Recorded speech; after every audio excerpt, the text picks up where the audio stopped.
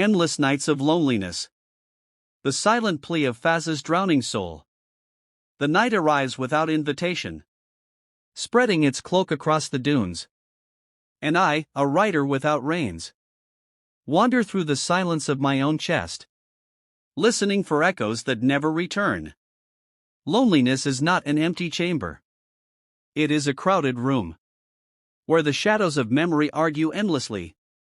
And every voice sounds like yours. Though you are far, though you are gone, though you may never hear the trembling in my words, I write to the wind. And the wind tears my letters, spreading them into the desert sky. Like broken wings, I speak to the sea, and the sea replies with drowning roars, as if mocking the fragility of my plea. I whisper to the moon, but the moon is too ancient, too silent, to carry my sorrow faithfully. My soul is a falcon in captivity, once soaring, now beating its wings against the bars of absence. Every night the cage grows tighter. Every night the silence grows louder. Until I cannot tell if the pain is mine, or if I myself am the pain. I remember your eyes, two lanterns in the desert storm. I remember your voice, a song woven of rain and promise. I remember the way you did not stay. And it is that memory that haunts every breath. Endless nights unravel before me, each one a copy of the last. A script written in solitude, a tragedy without audience. I walk through corridors of darkness, and though stars scatter across the heavens, none are close enough to touch. None fall into my palm to guide me toward you. How strange!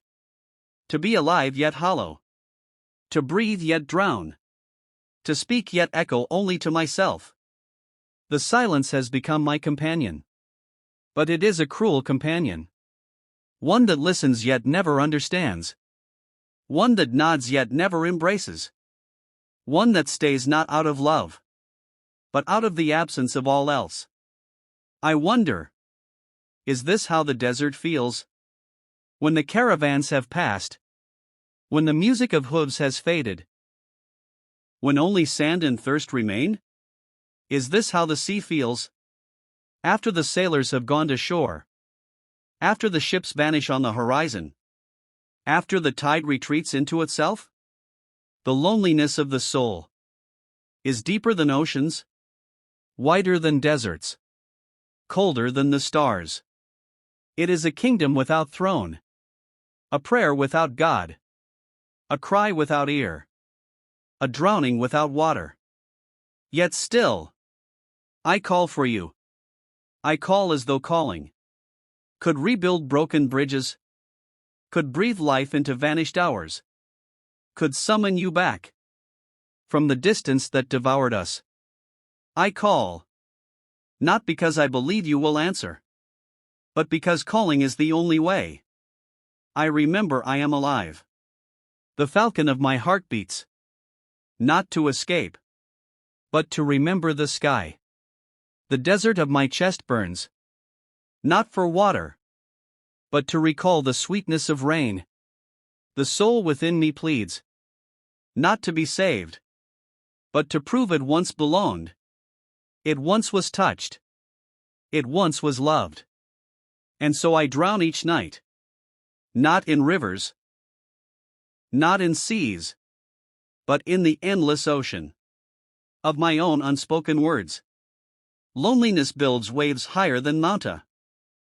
The hours collapse into one another, like dunes swept by restless winds, shifting, erasing, reshaping, until I no longer know whether I stand in yesterday's sorrow or tomorrow's despair. Time has become a cruel mirage. It shows me the glimmer of return, the shimmer of reunion, the promise of water at the horizon. But when I walk, when I reach, it vanishes into smoke, and I am left with sand searing in my throat. I tell myself, be strong. But strength has grown brittle. I tell myself, endure. But endurance cracks under the weight of nights that refuse to end. The desert is honest. It does not pretend that there is shade where there is none. It does not deceive with false rivers. It burns me with truth. And in its honesty, I find reflection of my own heart. Bare, scorched, yet stubbornly alive. The sea, too, speaks in riddles. Its tides rise like hope, then collapse like despair. Its waves sing of journeys, yet every wave dies. Upon the shore, I sit by its edge, listening to its eternal breathing, and I wonder if it knows my secret. That I too rise, that I too collapse, that I too die upon the shores of silence. There was a time when laughter walked beside me, when words were not daggers, but lanterns, when your presence turned nights into gardens, and days into songs. That time is gone, and yet it lives on inside me. A phantom orchard, where the fruit has withered, but the scent of blossoms remains. O beloved absence, how strange you are! You wound me endlessly, yet I cannot cast you away.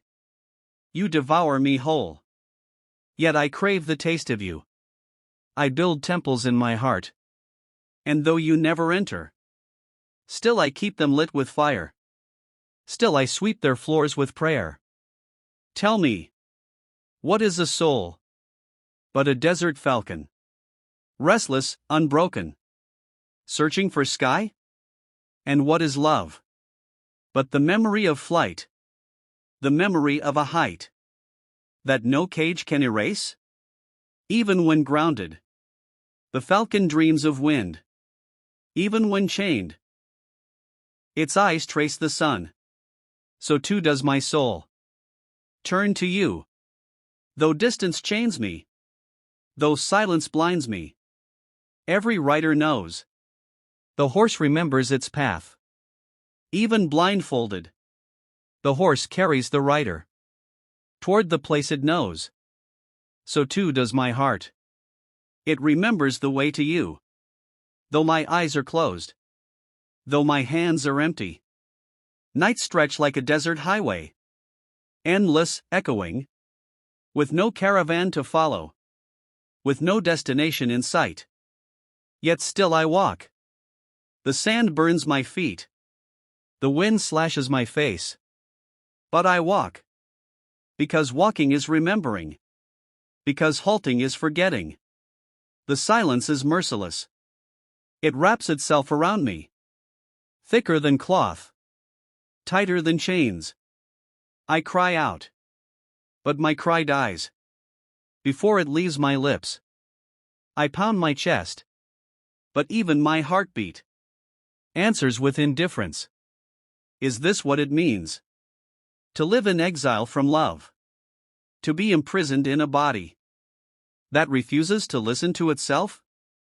Once, I dreamed of building you a palace, not of stone, but of words.